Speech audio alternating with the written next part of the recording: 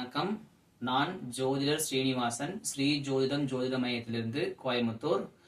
2026-27 குரு பெயர்ச்சி பலன்கள் நாம இன்னைக்கு பார்க்கலாங்க.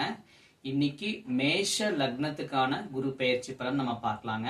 நீங்க எந்த ராசியா இருந்தாலும் உங்க ஜாதகத்துல மேஷ லக்னமா நீங்க இருந்தீங்கன்னா இந்த பலன் உங்களுக்கு தாங்க. இந்த வீடியோவை பார்க்கறதுக்கு முன்னாடி நாம ஏற்கனவே ஒரு குரு பெயர்ச்சியை பத்தி ஒரு இன்ட்ரோடக்ஷன் வீடியோ போட்டிருக்கேங்க. அந்த வீடியோவோட லிங்க் வந்து நான் டிஸ்கிரிப்ஷன்ல கொடுக்கறேன். அதை பார்த்துட்டு நீங்க இந்த வீடியோ பாருங்க, உங்களுக்கு ஈஸியா புரியுங்க. இப்போ இந்த குரு பெயர்ச்சி பலன்கள் உங்களுக்கு என்ன மாதிரி நல்ல பலன்கள் கொடுக்குது அப்படிங்கறத நம்ம பார்க்கலாங்க. முதல்ல மேஷ லக்னத்துக்கு பாத்தீங்கன்னா இந்த குரு அப்படிங்கிறது வீடு, நிலம், வீட்டு உபயோக பொருட்கள், சொத்து சேர்க்கறது, இது மாதிரியான எல்லா விஷயங்கள், மாடு கண்ணு வாங்குறது, அசையும் சொத்து, அசையா சொத்து, இதெல்லாம் வாங்கணும் அப்படின்னு நீங்க நினைச்சீங்கன்னா அதுக்கு நல்ல காலகட்டமா இருக்குதுங்க. ரெண்டாவது, உங்க வீட்டுல யாராவது நீங்களோ உங்க வீட்டு உறுப்பினர்களோ 10th +2 இல்ல மத்திய கல்வி படிக்கிறவங்க யாரா இருந்தாலுமே நல்ல ஸ்கோர் பண்றதுக்கான காலகட்டம் இருக்குதுங்க. ஸோ நீங்க துணிஞ்சு படிக்கலாங்க. நல்லா ஹார்ட் ஒர்க்கிங் நீங்க பண்ணுங்க, உங்களுக்கு நல்ல மார்க் கிடைக்கிறதுக்கு வாய்ப்பு இருக்குதுங்க.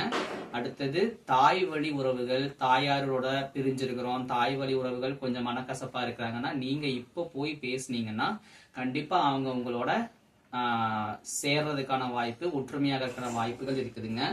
அடுத்தது, நான் சொந்த ஊருக்கு போய் தொழில் பண்ணணும், ஒரு சின்ன ஒரு தொழில் வச்சுக்கணும், அந்த மாதிரி நீங்க நினைக்கிறீங்க அப்படின்னா நீங்க சொந்த ஊர் போறதுக்கான வாய்ப்பு உங்களுக்கு இருக்குதுங்க. வெளிநாட்டுல இருக்கேன், நான் சொந்த ஊர்லயே போய் செட்டில் ஆயிடலான் இருக்கிறேன், எனக்கு சான்ஸ் கிடைக்க மாட்டேங்குது அப்படின்னு சொல்றவங்க எல்லாருமே வந்து சொந்த ஊருக்கு போறதுக்கான வாய்ப்பு இருக்குதுங்க. அதுக்கான முயற்சி நீங்க பண்ணுங்க, கண்டிப்பா உங்களுக்கு சான்ஸ் கிடைக்குங்க. அடுத்தது, விவசாயம் பண்றவங்களுக்கு பயிர் விளைச்சல் நல்லா இருக்கிறதுக்கான காலகட்டமா இருக்குது. அதுவும் குரு பாத்தீங்கன்னா இந்த வாட்டி கடகத்திலேயே வராரு, சோ உச்சமா வராரு. விவசாயத்துக்கு பயிர் விளைச்சலுக்கு நல்ல காலகட்டமா இருக்குதுங்க. சோ இந்த காலகட்டத்தை நம்ம நல்லா பயன்படுத்திக்கணுங்க. நெக்ஸ்ட் வந்து, உங்களுக்கு ஏதாவது வழக்குகள் இல்ல ஒரு சண்டை, ஒரு கேஸு இந்த மாதிரி எல்லாம் இருக்குதுன்னா உங்களுக்கு அது வந்து சாதகமா வரக்கூடிய காலகட்டமா இருக்குதுங்க. இல்லைன்னா உங்களுக்கு ஏதோ ஒரு வகையில அதனால உங்களுக்கு லாபம் கிடைக்கக்கூடிய காலகட்டமா இருக்குதுங்க. ஸோ வழக்குகள் ஏதாவது நிலுவையில இருந்துச்சுன்னா அதை முடிக்கிறதுக்கான முயற்சியை நீங்க இந்த வருஷம் எடுக்கலாங்க. அது உங்களுக்கு ரொம்ப சாதகமா வருங்க. அதுக்கப்புறம் உங்களுடைய உடல் ஆரோக்கியம் வந்து இந்த வருஷம் நல்லா இருக்கிற மாதிரி இருக்குதுங்க. ஸோ நல்ல உணவுகளை மட்டும் எடுத்துக்கிற மாதிரி பாருங்க.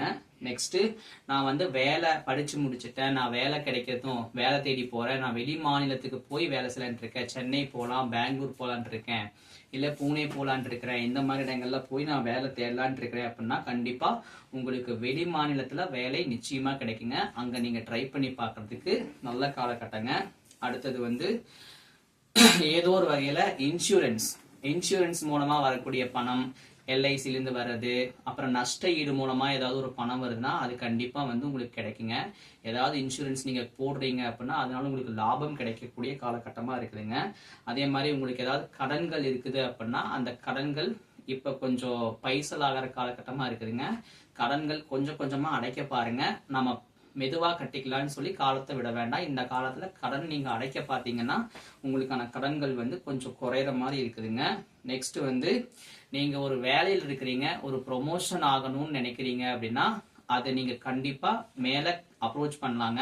நான் பெர்ஃபார்மன்ஸ் நல்லா பண்றேன், எனக்கு ப்ரொமோஷன் தேவைப்படுது அப்படின்னு நீங்க நினைச்சீங்கன்னாவோ, ஒரு சேலரி இன்க்ரிமெண்ட் நீங்க கேட்கறீங்கன்னாவோ, உங்களுக்கு புதிய பொறுப்புகள், புதிய ப்ரொமோஷன்கள் நீங்க எக்ஸ்பெக்ட் பண்றீங்கன்னா கண்டிப்பா நீங்க உங்க கம்பெனில கேட்கலாங்க. அதுக்கான வாய்ப்புகள் நல்லா இருக்குதுங்க. நெக்ஸ்ட், நீங்க தொழில் தொடங்குறீங்க, அதாவது நான் ஏற்கனவே ஒரு வேலையில் இருக்கிறேன், நான் ஏற்கனவே ஒரு தொழில் பண்ணிட்டு இருக்கிறேன், எனக்கு செகண்டரியா எனக்கு டைம் கொஞ்சம் ஃப்ரீயா இருக்குது, செகண்டரியா இன்னொரு பார்ட் டைம் ஜாப் போலான் இருக்கேன், இல்ல செகண்டரியா ஒரு பிசினஸ் ஸ்டார்ட் பண்ணலான் இருக்கேன், சின்ன லெவல்ல பண்ணலான் இருக்கிறேன் அப்படின்ற மாதிரி ஒரு ஐடியா நீங்க வச்சிருந்தீங்கன்னா, இரண்டாவது தொழில், இரண்டாவது முதலீடுகள், இது எல்லாத்துக்குமே பாத்தீங்கன்னா இந்த குரு பெயர்ச்சி உங்களுக்கு சாதகமா இருக்குதுங்க. அதே மாதிரி வெளிநாடு போய் நான் செட்டில் ஆகணும், வெளிநாடு போய் வெளிநாடுல வந்து நான் சிட்டிசன்ஷிப் வாங்கிக்கணும் அப்படின்னு நீங்க நினைக்கிறீங்கன்னா அதுக்கும் இந்த குரு பெயர்ச்சி சாதகமா இருக்குதுங்க.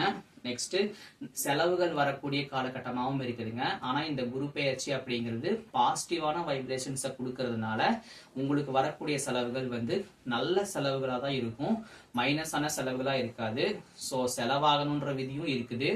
ஸோ நீங்க 100 ரூபாய் செலவு பண்ணாலும் 1000 ரூபாய் செலவு பண்ணாலும் அதை நல்ல செலவா பண்ணிக்கிற மாதிரி பாருங்க. ஆகாத செலவுகள் இதுல எதுவே இருக்காதுங்க. ஸோ இதெல்லாமே வந்து மேஷ லக்னத்துக்கு கிடைக்கக்கூடிய முக்கியமான பலன்களுங்க. நாளைக்கு ரிஷப லக்னத்துக்கான பலன் நம்ம பார்க்கலாங்க. நன்றிங்க.